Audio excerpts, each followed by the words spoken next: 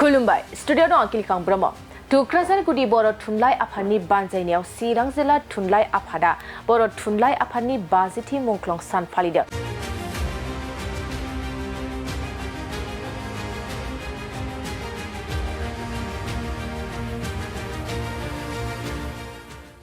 जों मिथिगौदि गोलाव सम बर'फ्रा गावनि हारिमु राव हारिमु धोरोम सोदोमस्रिखौ मुलुगाव गेरेमसा खालामनांगौनि थांखिजों दुलाराय आसामावनो गोबां रोखोमनि जांख्रिखांनाय लाबोदोंमोन।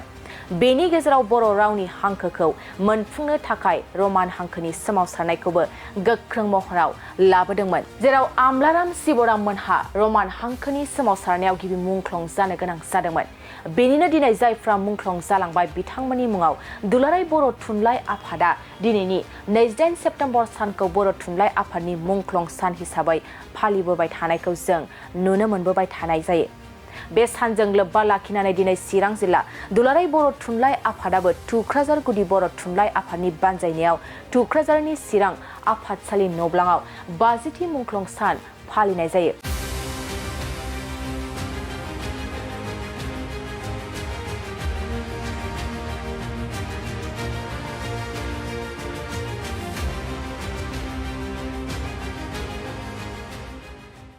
बर' थुनलाइ आफादनि 50थि मुंख्लं सान फालिनायाव आफादनि फिरफिला आरो मुंख्लंफोरनो मान बावखांनायनि उनाव मोनसे सावरायमेल आरो खन्थाइ फरायथिनाय हाबाफारि लानाय जायो।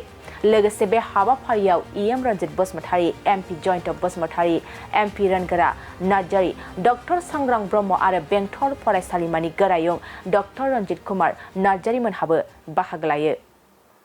1973 मायथाइनि रमान स्क्रिप्ट सोमावसारनायनि गेजेरजों जोंनि सा 16 आंगो बर' फिसाफोरा जिउ खोमानो गोनां जादोंमोन।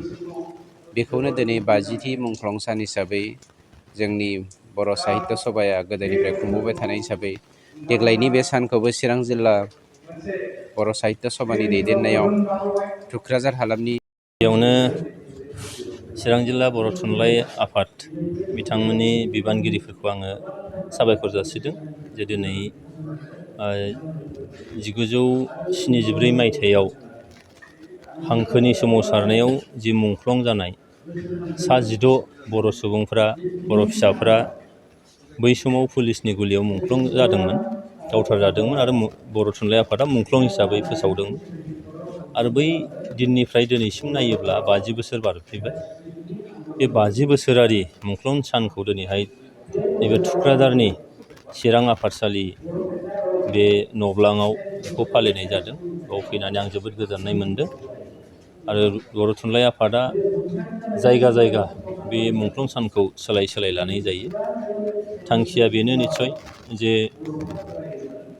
थुनलाइ आफाद, जाय थुनलाइ आफादा बर' रावनि बिनि थांनाय थैनाय थामोनथा गोसारनाय फुवारनाय फेदेरनाय फोजौनायनि थाखाय बिथांमोना खामानि मावो, रावनि स्टेन्डार्डनि थाखाय खामानि मावो। आरो बे मुंख्लं बिथांमोनखौ जाहाथे बयबो खना खनला थानाय बर' फिसाफ्रा जाहाथे बावगारनानै थाङा, बयखौबो जाहाथे फोजाखांनानै थुनलाइनि फारसे, रावनि फारसे, हारिनि फारसे सांग्रां जानो हायो, बिनि थाखाय बिथांमोना खामानि मावो। दिनै आंबो बे हाबाफारियाव सासे बर' फिसा हिसाबै बाहागो लानो मोननानै जोबोद गोजोननाय मोन्दों।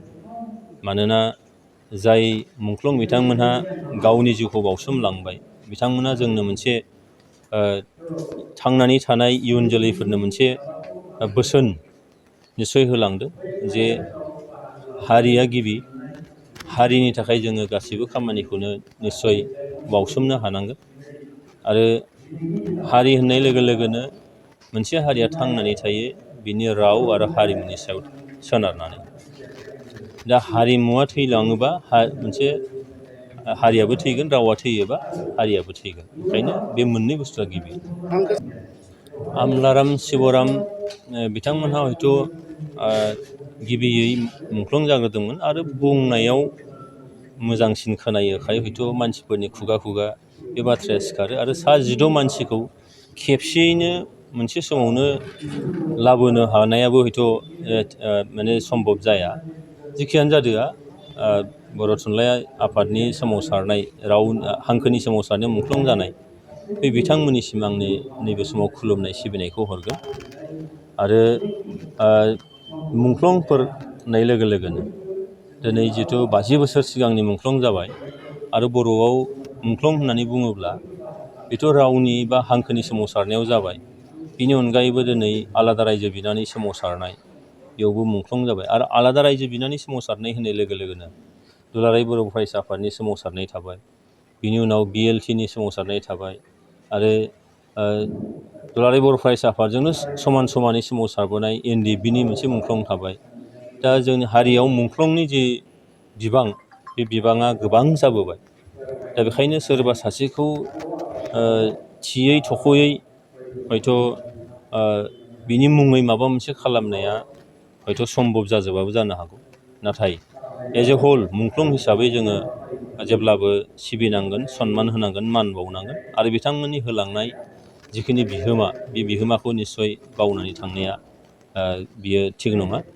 दिनै हांखोनि मुङै सोमावसारनाय, थुनलाइनि मुङै सोमावसारनायाव जिउ बावलांनाय, बिनि उननि फिथाइ महरै दिनै बर' रावा नोङो इउनिभार्सिटि लेभेलाव बे थांबाय, दिनै बिजिरसंनो हानाय जाबाय।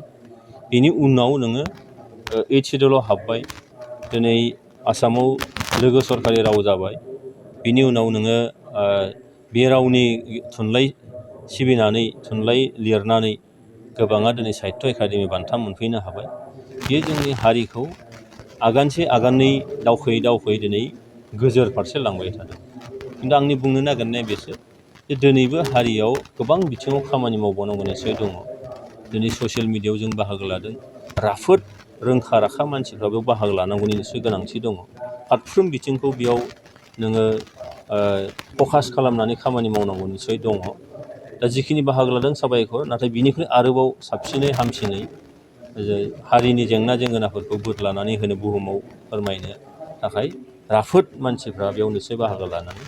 बिनि अनगायैबो मिडियानि बेलायाव प्रिन्ट मिडिया, इलेक्ट्रनिक्स मिडिया, बेयाव जोंहा कलामनिस्ट गैया, जोंहा जार्नालिस्टफोर बेबायदि लेभेलनि गैया। बै लेभेलावबो जोंहा खामानि मावनांगौ निस्सय दंबावो आरो थागोन जोंहा हारिमुआव खामानि मावनाय। दिनै जों हारिखौ जौगासारबाय होननो हाया, बे जौगासारनाय अबस्थायाव दंबाय थायो। बिनि थाखाय जोङो गोबां खामानि मावबोनांगौ निस्सय दं। थेंक इउ सार। नब्लाङावहाय बेखौ खुंफुंनाय जादों। बाहागो लानो मोननानै मोजां गोजोननाय मोनदों, मानोना सासे बर' फिसा हिसाबै बेखौ मावनायनि दायथ'आ आंहाबो दंखायो हिसाबै आं बेवहाय बाहागो लादों। सार, आथिखालाव जों आथिखालनि लाइमोनफोरखौ बर' थुनलाइ आफादाव खामानि मावनो आगबारि थुनलाइखौ बयबो खेंस्लायै एबा थोंजोङै सिबिबोदों बेखौ जों मिथिगौ आरो जोंहा फोथायनाय दङ साफ्रोमबो बर' फिसानि सायाव। नाथाय माखासे सुबुं दङ, रोंग' राग' जासे जानानैबो गाव हारसिं सोलोंथाइखौ लानानै हारिनि गुबुन जोलैफोरखौ थुनलाइनि गेजेरजोंआनो जा बा सोलोंथाइनि गेजेरजोंआनो जा बा फरायसालिनि सासे फोरोंगिरि बा सासे एडभकेट जानानै समाजखौ दैदेननायाव हाबा हुखायाव बाहागो लायैखौ जोङो नुनो मोनदों। बेफोरबायदि जायोब्ला जोंनि बड'फा इउ.एन. ब्रह्मनि जा सिमां, गेरेमसा हारि दानायनि सिमां, बे सिमाङा मालाबाबो जाफुङा। ओंखायनो नोंथांमोननि मिडियानि गेजेरजों साफ्रोमबो बर' फिसाखौ मुंख्लंआ 28 सेप्तेम्बराल' मुंख्लं सान बे नङा, साफ्रोमबो मुंख्लंखौनो मान बावनो थाखाय एटलिस्ट गावनि गोसोआव, गावनि गोरबोआव जानजि खानो थाखाय आं खावलायनाय थाबाय। बिटिआर सरकार फैनायनि उनावहाय थुनलाइयारि फोरबो खुंनानै थुनलाइखौ मुलुगनां थाखोआव गोसारहोनो नाजानायखौ नुनो मोनदों। बेबायदिनो बे थुनलाइयारि फोरबोखौ क'क्राझारावल' खुङालाबानो फैबाय थानाय समावहाय गुबुन स्टेटआव खुंनायनि माबा मोनसे थांखि दङ नामा सरकारनिफ्राय? जोङो जागायजेनदोंसो। जागायनायनि गेजेरजों गासैबो बाथ्राखौ जों खेबसेयैनो मावफुंनाया गोरलै नङा। अब्लाबो जोंनि बर' साहित्य सभा आरो दुलाराय बर' फरायसा आफादा फैगौ 16 नभेम्बर बर' थुनलाइनि जोनोम सानखौ लोब्बा लाखिनानै दिल्लीयाव जा बर' हारिनि सिनायथिखौ होनो थाखाय सोलोंथाइ बिथिं, हारिमु बिथिङाव सोलोंथाइ होनो थाखाय आवगायदों, बेखौ जोंनि सरकारा जेब्लायबो एप्रिसियेट खालामो आरो जों बिथांमोनजों जेब्लायबो दङ। बेफोरबायदिनो जोङो खेंस्लायैबाबो थांनाय बारावबो जों केलकातायाव बैसागु प्रग्राम सेलिब्रेसन खालामनायनि गेजेरजों, दिल्लीयावबो खेबसे बैसागु प्रग्राम सेलिब्रेसन खालामनायनि गेजेरजों गुबुन आफादनि गेजेरजोंबाबो जों बे हाबाफारिखौ मावफुंगासिनो दङ।